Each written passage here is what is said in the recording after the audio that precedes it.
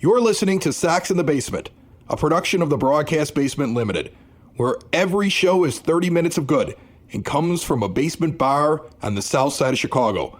Pull up a stool, pour a cold one, and join us right now for Sox in the Basement. Heard everywhere podcasts can be found, and always at soxinthebasement.com.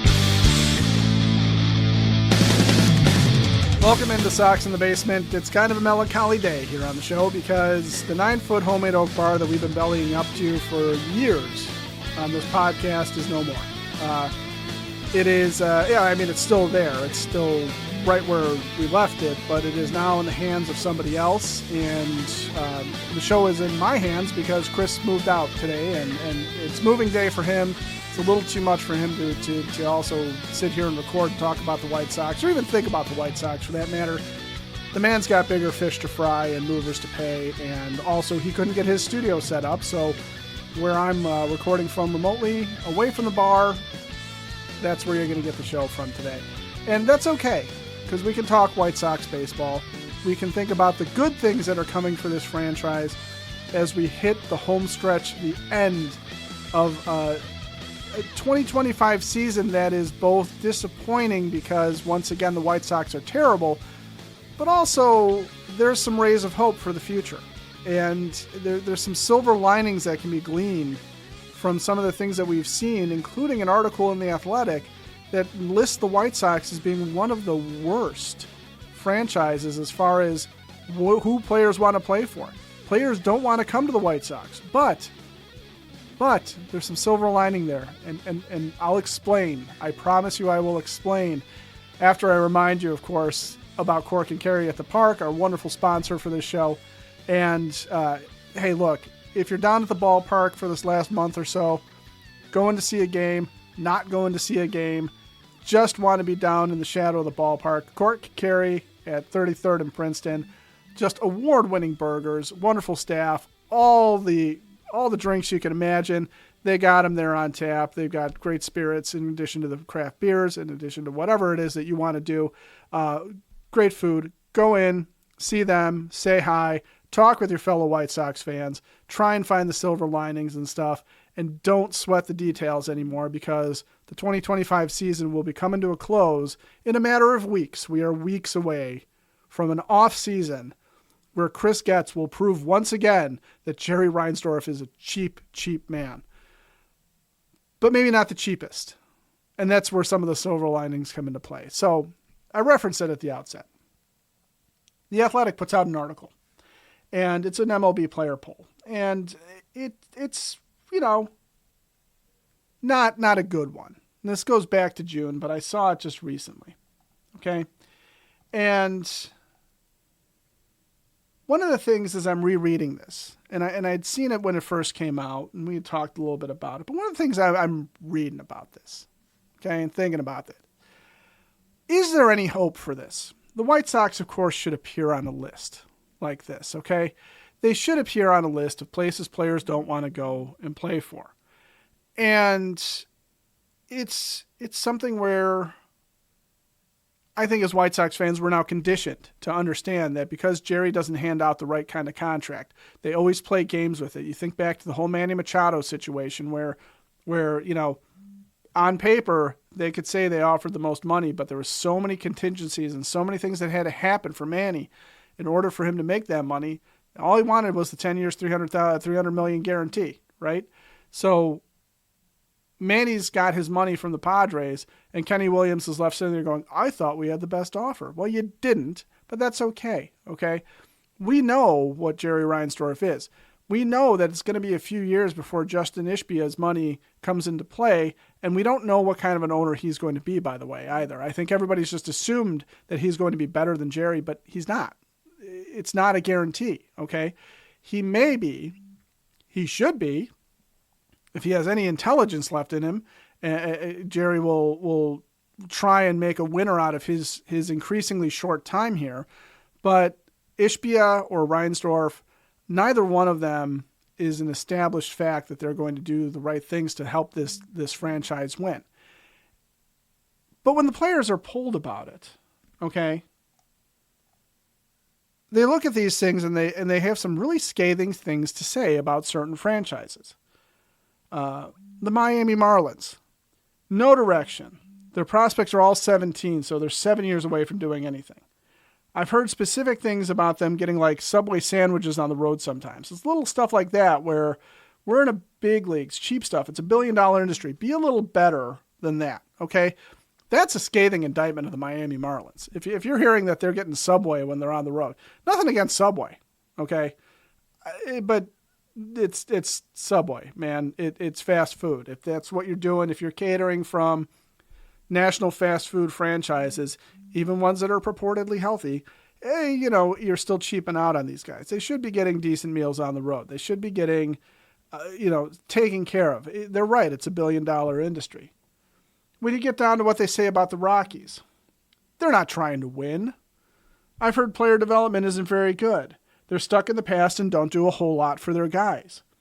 I never understand what they're doing as an organization. They've been bad for a long time. Okay? That is a scathing indictment of the Colorado Rockies. Player development's terrible. They don't do a whole lot for their guys. Okay? And these are anonymous player quotes that I'm reading. They're not trying to win. Ouch. Okay? That is basically saying, I'm going to go there because, yes, I'm in the big leagues, but that's about all I can say about that. Okay? You get down to the Pirates. The Pirates give players resources, but their owner just has zero interest in winning. It's another one. Okay? Another scathing argument that the Pirates are completely and totally worthless as far as an organization is concerned, because they're not trying to do anything in the NL Central. They're not trying to win ball games. They're not trying to win championships. They're not trying to win at all. The Angels, I think, get it worst. They just don't know what they're doing top to bottom. That's what I've heard. Ouch. Okay? Ouch. Now, the White Sox get it just as bad. One player says, it's just a dumpster fire through and through. But the other one says, they just lost the most games in history last season. I mean, why would you want to join that team right now? So where's the silver lining in a dumpster fire? Where's the silver lining in being the worst team in baseball? Well, first of all, you're no longer the worst team in baseball. Congratulations, White Sox. At least this season, you're not going to be historically bad. All right? There's still some question whether or not they can avoid losing 100 games this year, but that's a nice little incremental jump from making Major League history in the wrong way. Okay? And that's what they did last year. They made Major League history in the completely the wrong sense of the word. Why would you want to join that team right now? That's an interesting question. Do they get better? Can they get better? Well, yes, they can. Okay? The possibility of the White Sox being an attractive team grows every time Colson Montgomery goes on a tear and hits a bunch of home runs in a week. It grows when you see Miguel Vargas going from a guy that was on the outs with the Dodgers to being a guy that the White Sox believe in and have given an opportunity. It grows when you see Lenyn Sosa emerging. It grows when you see Kyle Teal and Edgar Caro emerging. It grows when you see a guy like Luis Robert Jr. still fighting for this team, even though they've had opportunities to trade him, and they're maybe even going to pick up that option. If they do, that's something that tells players around the league that, you know what, maybe this franchise does have a pulse to it. There's something there. But then you turn to the other comment, and it's a dumpster fire through and through. Okay. Well, what does that exactly mean? Okay, and I'm going to be admittedly a little bit meatball here, but look, dumpster fires, first of all, they make terrible s'mores because of the fumes, but that's neither here nor there. Dumpster fires eventually will peter out, okay? Dumpster fires start, they burn brightly, they burn hot, but they fall apart. So I like a dumpster fire for the White Sox, right? I would rather that than, say, a smoldering toxic waste dump or some sort of like a Springfield tire fire is in The Simpsons, where it's been burning for God knows how long. Something that is, it's not an eternal flame of crap. It is something that, yeah, right now they're going through it. And they've had a really, really bad run with their rebuilds. And the first rebuild, quote unquote rebuild, which wasn't really done properly, never came together or coalesced because they rushed guys to the majors. Guys weren't ready. When they got here, they weren't necessarily put in positions to succeed. They were held back by terrible managers. Pedro Grifol, coming off of that last year, Pedro Grifol causes some of the dumpster fire because he's messing with young guys. He doesn't play Lenine Sosa last year. Grady Sizemore plays Lenine Sosa. Pedro Grifol holds Lenine Sosa down. Lenine Sosa is basically your best all-around hitter, with the possible exception of Teal and Carroll. It's something where when players look at this, think about what they're looking at with the Rockies. The player development isn't very good. They're stuck in the past and don't do a whole lot for their guys. The Miami Marlins are getting subs, Subway. Let's face it. Again, nothing against Subway, but there's fancier sub sandwiches out there that they could be getting if you're going to do that. A dumpster fire can be put out. Okay. A dumpster fire can burn itself out and it can just be a shell of something that you can fill back up. The fact that the White Sox are a bit of a dumpster, it's historically accurate. But there is a path forward, okay? There is a path forward with this team, and it is not necessarily going to be bad forever and ever, amen. And if you want to see clearly, well, you might need new outdoor storm doors, patio doors, or windows. And if you're going to do that, the window and door superstore of Oak Forest is the place to go, okay? No high-pressure sales. They don't come to your house and try and show you, the books. They don't show you miniaturized versions of it. You're in their showroom. It's full-size examples. All their glass designs are on display, okay? The owners are in the showroom and on the site with you. They take care of you. They have their own employees do the installs. They don't farm out the work, so you're getting quality control there. And everything is custom-made to fit perfectly for you. It's not just something that happens to be sitting in their warehouse. It's always a perfect fit. 1/2 block east of 159th and Ridgeland at 6280 159th Street, or always at windowdooroakforest.com. So, one of the reasons why there's a way forward is because there's a neutrality here.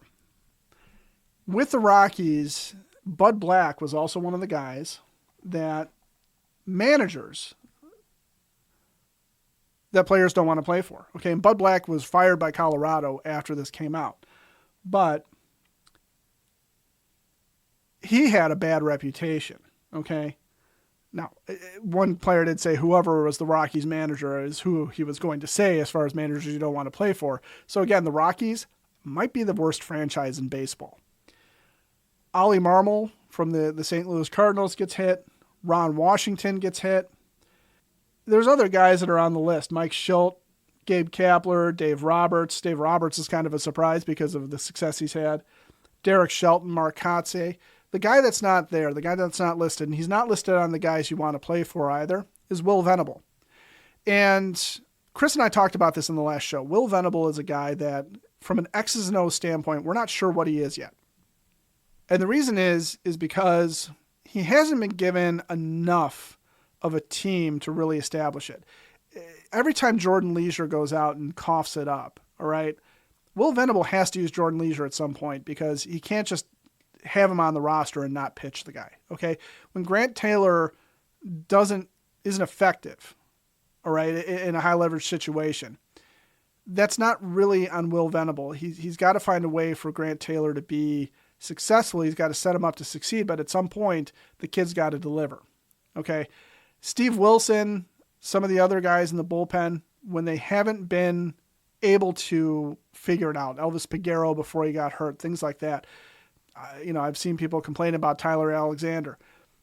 When guys like that are on your roster and it's a question whether or not they're going to be acceptable in any given day, or it's a question whether or not they're going to be able to actually succeed. When you have Martin Perez go down early with an injury, come back and he's pitched well, but you've had Davis Martin beat up and banged up a little bit as the year has gone on. You've got young guys that are past their max innings right now. It's really hard to sit there and say, with a pitching staff that was pieced together by guys you weren't sure really had careers in front of them, and then are buoyed by young guys that you knew were going to at some point start to fade this year because they just simply hadn't done it. We don't have massive innings eaters on the staff. Will Venable's X's and O's are limited. The question with Will Venable is he a player's guy? Okay, is he a guy that the players are going to respect and they're going to want to play for? And what we have seen out of him is he's given guys opportunities. Okay, Curtis Mead comes here from the Rays, never really having an opportunity to play, and he's playing a lot better as a member of the White Sox because he's being given an opportunity. He's being put in places where he can succeed. Colson Montgomery was dead in the water in the minor leagues, gets a little hot, comes up here, he's having success, and Will Venable is, whatever the staff is doing to help feed into it, the guy's streaky, but he's contributing, okay? Chase Mydroth has had his ups and downs, as you would expect him to have as a rookie. Edgar Caro and Kyle Teel, he's done a decent job balancing them. Miguel Vargas has been given opportunities to correct the ship. Lenyn Sosa has been given an opportunity to emerge. Remember, these guys have friends outside the organization. Players outside the organization look in on this, okay? They're going to look in on a Lenyn Sosa situation and sit there and go, this guy was given an opportunity and look at him now, okay? They're going to look in and see Miguel Vargas moving from third to first and Will Venable giving an opportunity for guys, Colson Montgomery, to play third so he can see what he's got at shortstop with Chase Mydroth. Mydroth playing second. Lenyn Sosa playing second. Lenyn Sosa getting tried out at first. All this stuff, all this movement, using the catchers as DHs to try and keep their legs out from under them, from going out from under them, I should say. All of these things, it gets around, okay? So Venable right now is neutral. He's one of the managers that's in the middle. He is not being tabbed as a guy that players want to play for yet because he doesn't really have anything. But Bruce Bochy was the top guy. Bruce Bochy is the guy that Will Venable was working for. You better believe that there's at least some intrigue there, but it's too early to tell. One season is not enough to tell if Will Venable is a guy that you want to sit there and say, yeah, I really want to play for that dude. Okay, so there's silver linings that come out of this, and this is back in June. Only imagine what would happen if they updated it now 2 months later, where you've seen more success, right? Are the White Sox a dumpster fire still in the eyes of other players? Or are they a team where the rebuild is starting to go right, where they're seeing Shane Smith being handled properly and being allowed to emerge, where they're seeing a guy like Martin Perez, even though he was hurt, still getting an opportunity to come out and play and maybe earn that contract for next year. Okay, veterans are still getting some run here. Mike Tauchman's still getting some run here. Michael Taylor's still getting some run. Andrew Benintendi's still getting some run. He's not benched them in favor of rookies that don't have a chance. He's still putting out a lineup and still putting guys in a position to succeed and maybe get, for the veterans, a better placement next year while the rebuild continues, and for the young guys, something to build off of. That will start to get around, I believe. I really do believe the biggest thing that's going to hold up the White Sox in an off season, the thing that is going to keep them from really, really capitalizing on any success, is the cheapness of the owner and whether or not he's willing to allow Chris Getz to go out and get the veteran help to plug the holes. And specifically, I think in the starting rotation is where I would be looking. And that's Jerry's biggest Achilles heel as an owner, is not willing to hand out major league pitching contracts. There's only so many times an Eric Fetty can fall in your lap and be good. But even then, Eric Fetty, good for now, gets traded, right? Adrian Hauser, good with the White Sox, gets traded. Aaron Savali gets picked up. He's not going to be here next year. Hasn't been particularly good, but this is what you get. You get Adrian Hauser pitching out of his mind. You get Martin Perez pitching like he did the last time he played for Will Venable, when Venable was a bench coach. But you don't have guaranteed guys. You don't have guys that you look at and sit there and go, I can pencil you in for 30 starts. I can pencil you in to go, and out of those 30 starts, give me 180 to 200 innings. I can pencil you in for a decent whip, something below 1.3. I can pencil you in for a decent ERA, something in the low fours or below. There is just no guarantee that the White Sox are going to take advantage of what could be some goodwill around the league of, hey, that's not a bad team to go and play for. That's a team that might be up and coming. It's really just going to be probably what Chris Getz can do on the trade market. And the unfortunate part is that the biggest trade chip is he's back to his old tricks of getting injured, and that's Luis Robert Jr. Miguel Vargas, he's been banged up a little bit too. He hits the grand slam against the Yankees and ends up going out with a wrist contusion. At this point, I'm not really worried about what happens with individual players. I think what I'm most concerned about is, does Will Venable continue to show that he can put guys in a good position? Do the young guys respond to the best they can? Because they are going to start to fade too. Okay, even position players aren't necessarily built for 162 games until they've played 162 games, okay, and done the grind of a season. They're going to be better suited for that next year. Okay, minor league seasons are shorter.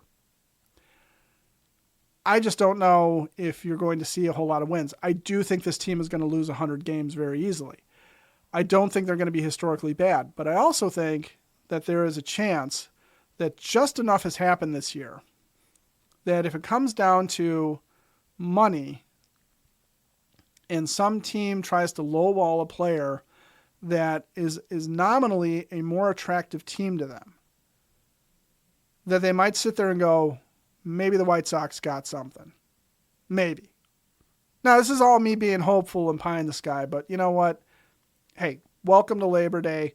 That's what this is all about. We get to the end of the season, and the only thing we can do is sit there and say, the corpse of this season is rotting. The corpse of this season has maggots infested in it. We don't need to look at it much anymore. We've got a few more weeks of White Sox baseball before we get into the off season. And that's what I think as Sox fans we should be starting to talk more about and think more about is there a way that this team makes a marginal to decent improvement in 2026? And the answer is yes, because I think the dumpster fire is starting to go out. I think players are looking at this going, yeah, they were historically bad 2 years ago, but there were signs. There's some dudes on that team that can play ball. And maybe I do want to go there and see what we can get done. Might be a fun group to be on. And hey, you know what? It's still the city of Chicago. It's still a wonderful place to be. I mean, let's face it. This city is one of the greatest in the world, and personal biased opinion, having been born and raised here. But if I'm a player and I'm thinking about going to Sacramento, no, I'm going to go to Chicago even if it means playing for the White Sox, especially because I think the A's are that much worse. Yeah, Miami, interesting town to be in, but nothing says the heat of Miami and the splendor and beauty like a cold cut combo. Okay, there are other franchises out there that are worse than the White Sox. The question is, can the White Sox turn it around and be better? Well, look, sometimes being better means looking at the past, looking at the minutia, looking at the details, and that's what the Sox Nerd is here for. And the Sox Nerd, as always, is brought to you by the Village of Lamont. You want to experience a downtown with real history, great eats and drinks, and green spaces filled with adventures? Well, then visit the Village of Lamont. Shop, dine, drink, explore, and visit LamontDowntown.com for all the latest happenings, or check out the Lamont podcast on the Broadcast Basement Network. And in the meantime, Nerd, take it away and take us home. Fellas, since I didn't get a chance to use them then, I'm going to use them now. Miguel Vargas' grand slam in the White Sox series opening loss to the Yankees on Thursday night at Wright Field got me to digging immediately. Vargas' slam was the first by a Sox player against the Yankees since Tim Anderson victimized Masahiro Tanaka in a 5-2 win in the Bronx on April 14, 2019. The interesting thing about that game was that Mike Tauchman batted ninth and played left for the Yankees that night. He preceded Vargas' slam on Thursday with a strikeout. Vargas' slam was the first by a Sox pitcher against the Yankees in Chicago since August 21, 2012, when Kevin Youkilis took Ivan Nova deep with Ramirez, Beckham, and Wise on base in a 7-3 win before 24,247 on the south side. Names in the Yankees lineup that night included Jeter, Ichiro, Swisher, Cano, Andrew Jones, and Curtis Granderson. I had that all typed up and ready to post on the old scoreboard until Vargas left the game with a left wrist contusion, suffered on a play at first base a half inning before he was to bat again. Oh well, I'll drop them here now with the hope of using them before the weekend is over. Moving on, I had been on the lookout for a White Sox catcher batting leadoff for a long time. I first tweeted about the subject in 2018, and when Boston's Connor Wong, Kansas City's MJ Melendez, and Minnesota's Mitch Garver would hit first at the rate, I would post a stat on the last time the Sox had a catcher hit first. It finally happened last Monday, that's August 25th, 2025, when Kyle Teel led off the Sox 7-0 win over Kansas City. That made him the first Sox backstop to hit first since Bruce Kim on August 7th, 1980. Teel, Kim, and Brian Downing are the only catchers to hit first for the White Sox. Kim did it 3 times, while Brian Downing did it twice, meaning the Sox have hit their catcher first in just 6 of their 19,444 games. That was Teal's only start in the top spot. He has been spending quite a bit of time in the third spot, rare for a rookie and a catcher, and he's been thriving there. Entering the weekend, Teel is slashing .419, .471, and .548 in his 9 games in the coveted 3 spot. In addition, he joins Caro, Fisk, Pierzynski, Josephson, and Massey as the only Sox catchers to have 3 hit games as a number 3 hitter. Loved your discussion last week on Caro as a Rookie of the Year contender. I'd throw Teel in that convo too. Did you know that the Sox have never had a catcher receive at least 1 vote in the Rookie of the Year balloting? It's true. And yes, I was generally familiar with the Paul Konerko stats on your plaque, Chris. However, I did not hear one of my favorite PK nuggets, which I think I've mentioned here before. Paulie was the Sox opening day third baseman in the 2000 home opener. Great fact, but one only I would put on a Konerko plaque. Before I get to my zinger, I remind you that gems like these and long-form pieces are available on my blog, which you can link to at soxinthebasement.com. My zinger, in honor of the 20th anniversary of the World Champs, I'm going to zing frequently about that team, throwing out some gems you may not know about the 2005 Sox. Konerko loved the old ballparks in 2005. Counting the playoffs, PK hit .395 with 6 homers and 10 RBIs at Fenway Park, Wrigley Field, and Yankee Stadium that year. Those cathedrals were a combined 266 years old in 2005. That's it, boys. Probably more than you wanted to know about Big Apple slams, catchers hitting leadoff, and classic ball yards. Sox in the basement. Sox in the basement. Sox in the basement. Sox in the Basement. Heard everywhere podcasts can be found, and always on soxinthebasement.com.